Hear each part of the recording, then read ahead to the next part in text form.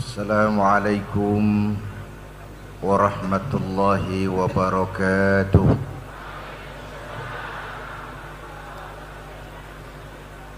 Alhamdulillahi rabbil alamin. Wassalatu wassalamu ala asyrafil anbiya'i wal mursalin, imamil muttaqin, sayyidil ghurril muhajjalin, sayyidina wa maulana Muhammadin wa ala alihi wa ashabihi al-mujahidin at-tahirin. Amma ba'd. Para ulama yang saya muliakan, wabil khusus Fadilatul Syekh Mudirul Madrasah Salatiyah Al-Syekh Majid Said Salim wa Syekh Abdul Hafiz Al-Makki, para pejabat sipil TNI dan Polri, yang terhormat Ketua Umum Pengurus Besar Nahdlatul Wathon, anak-anakku para santri, hadirin hadirat yang saya cintai. Ulang tahun Nahdlatul Wathon ke-70 kali ini bertepatan dengan kita berada di bulan Rajab dan bulan Agustus, dua bulan yang mempunyai nilai sejarah bagi kita sebagai Muslim dan bagi kita sebagai bangsa. Saya ingin mengutip satu wasiat dari Al-Maghfurlah Maulana Syekh Tuan Guru Kiai Haji Zainuddin Abdul Majid, yaitu bunyinya begini: hidupkan iman, hidupkan takwa, agar hiduplah semua jiwa. Cinta teguh pada agama, cinta kokoh pada negara. Saya melihat beliau adalah sosok yang tidak pernah mengganggu hubungan agama dengan negara. Beliau adalah seorang ulama yang berjiwa nasionalis, cinta teguh pada agama, cinta kokoh pada negara. Kita baru saja memperingati 60 tahun kemerdekaan Indonesia. Menarik untuk melihat bagaimana hubungan Islam dengan kemerdekaan ini. Ini sekedar berangkat dari salah satu wasiat beliau saja. Pertama, Islam telah memberikan sugesti, dorongan, semangat, rangsangan kepada orang-orang tua kita dahulu untuk bangkit berjuang melawan penjajah. Islamlah agama yang mengajarkan bahwa cinta tanah air bagian daripada iman. Yang datang menjajah kebetulan kafir, bertemulah semangat jihad dengan semangat cinta tanah air yang diajarkan oleh agama. bangkitlah para ulama dengan santrinya, kiai dengan jamaahnya, bahu-membahu berjuang melawan penjajah. Sekarang dari sejarah kita baca, orang-orang tua kita dahulu berjuang melawan penjajah Belanda, senjatanya apa? Bambu runcing. Jenderal mana mau taruhan? Ada bambu runcing, merdeka melawan tank. Menurut perhitungan otak itu tidak mungkin. Entoh nyatanya kita merdeka. Lalu para pendiri Indonesia dengan jujur mencantumkan dalam mukaddimah Undang-Undang Dasar 45 kalimat yang berbunyi, dengan berkat rahmat Allah yang Maha Kuasa. Satu pengakuan yang sangat jujur dari para pendiri Indonesia bahwa Allah campur tangan dalam proses kemerdekaan negara kita. Artinya secara sadar diakui, walaupun Indonesia bukan negara agama, tetapi Indonesia negaranya orang beragama. Itu sebabnya wasiat Al-Maghfurlah, cinta teguh pada agama, cinta kokoh pada negara, diawali dengan hidupkan iman, hidupkan takwa. Karena apa? Perjuangan dahulu, perjuangan merebut kemerdekaan, saya ingat Bung Tomo,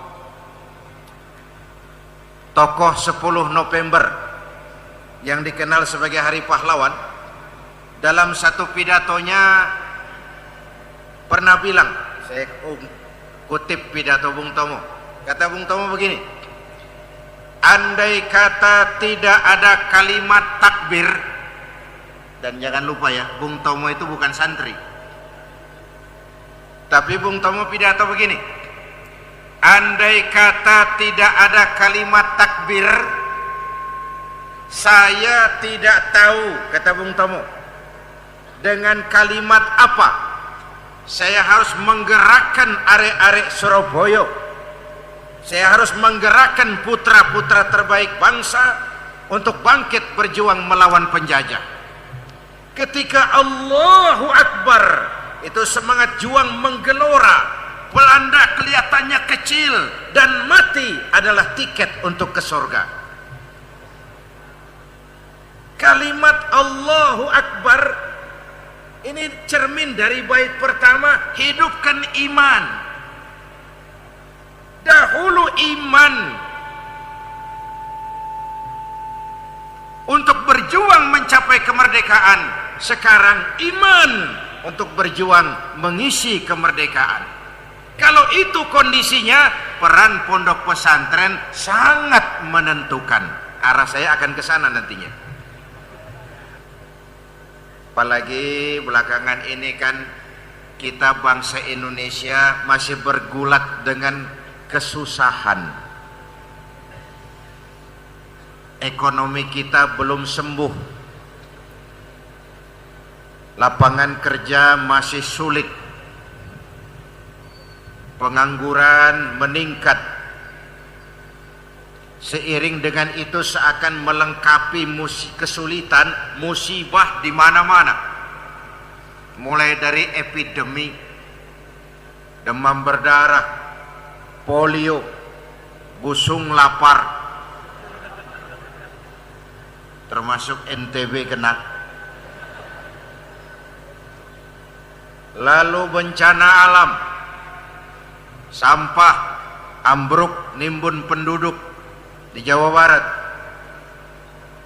tanah longsor, banjir, gunung-gunung mulai batuk, gempa bumi, tsunami. 3 hari habis kejadian di Aceh itu saya berangkat ke Aceh. Saya melihat dahsyatnya tsunami. Bagaimana gelombang naik ke darat ngantar perahu, pulang narik mobil. Itulah kerja tsunami itu. Perahu naik ke darat, mobil turun ke laut. Teman-teman di Aceh tanya, Pak Zainuddin, ini musibah di mana-mana di tanah air. Ini ujian, apa teguran, apa hukuman? Saya bilang ini borongan.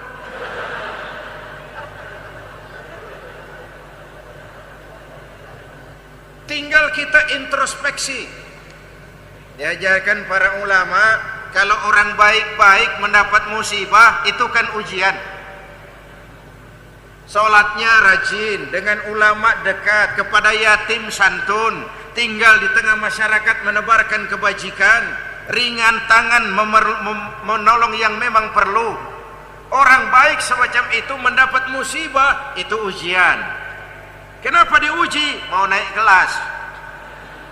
Itu ada hadis, innallaha idza ahabba 'abdan ibtalahu. Sebaliknya, kalau orang setengah baik mendapat musibah, setengah baik itu 50-50 itu. Golongan yang sholat rajin, maksiat tekun.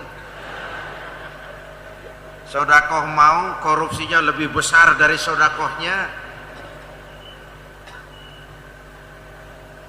Orang seperti itu kalau mendapat musibah namanya teguran. Kenapa ditegur? Lalai. Sebaliknya kalau orang jahat mendapat musibah, itu namanya uang muka, perskot, kontannya nanti di akhirat. Tetapi diuji, dicoba, ditegur. Ini kembali kepada wasiat Maulana Syekh. Saya melihat ini sangat durhaka seorang hamba menjual iman melelang takwa, membuang diri dan ibu bapa mengejar bayangan kursi dunia. Saudara, membaca wasiat ini saya belakangan sering bilang, hidup yang paling tenang itu hidup tukang parkir. Tukang parkir itu mobil banyak, mereknya bagus-bagus, tidak pernah sombong. Nanti mobilnya pergi satu demi satu, habis sama sekali, dia tidak sedih.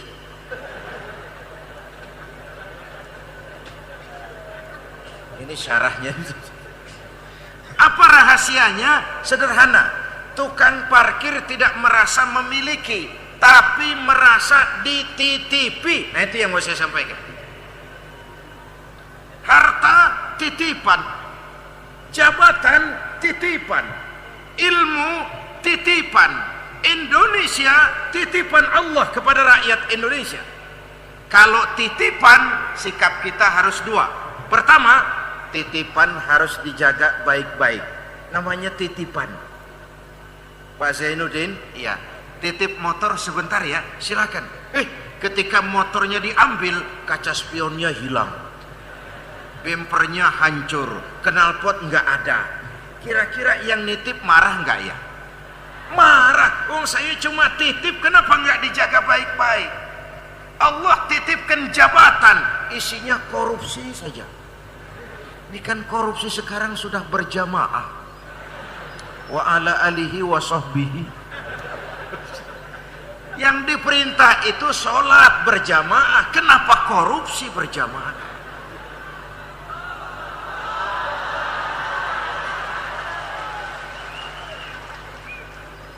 Kita prihatin melihat uang negara miliaran bahkan triliunan menguap begitu saja. Sementara pesantren merana, la yamutu wala yahya. Itu terjemahan bebasnya, tidak bermutu karena kurang biaya. La yamutu wala yahya. Jabatan itu titipan. Makanya pejabat yang paling baik itu yang mentalnya seperti tukang pasang genting. Itu tukang pasang genting, siapapun yang memanggil ke bawah dia menoleh. Orientasinya tetap kepada rakyat kecil. Jangan jadi pejabat macam tukang gali sumur. Siapa yang memanggil menengoknya ke atas saja. Gak pernah ingat sama rakyat yang mengawal dia sampai ke situ.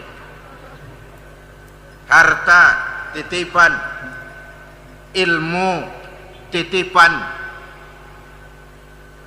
Karena itu titipan harus dijaga baik-baik. Indonesia titipan. Selama ini jelas sekali nih. Ini kan mafhumnya, la in syakartum, ini mafhumnya nikmat akan berubah jadi azab kalau kita tidak bisa mensyukurinya. Itu mafhumnya.